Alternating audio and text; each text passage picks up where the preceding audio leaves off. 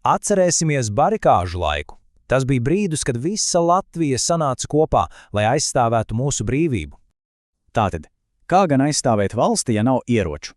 Lūk, ko 1991. gadā izdomāja Latvijas tauta. Latvija tikko bija paziņojusi par savu neatkarību, bet Padomju Savienība mēģināja to ar spēku atņemt. Ko darīt?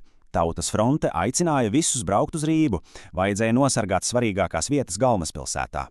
Un risinājums bija barikādes. Tās bija milzīgas sienas, lai apturētu armijas tankus un mašīnas.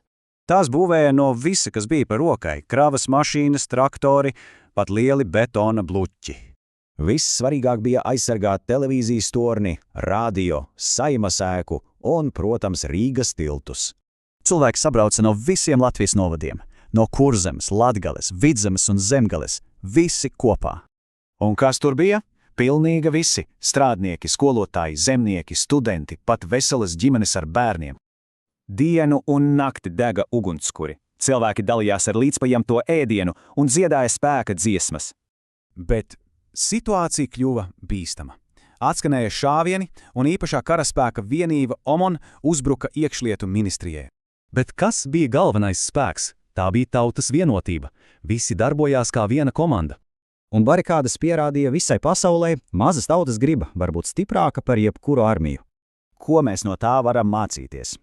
Ka jābūt drosmīgiem, jāpalīdz citam un jāizstāv sava valsts. Tāpēc katru gadu, janvārī, mēs iededzam ugunskurus. Tā mēs atceramies barikāžu aizstāvjus un viņu drosmi. 2026. gadā barikādēm apritēs jau 35 gadi. Tas mums atgādina, ka brīvība nav pašsaprotama. Un te ir jautājums pārdomām. Kā mēs katrs šodien varam sarbāt to brīvību, ko mums izcīnīja?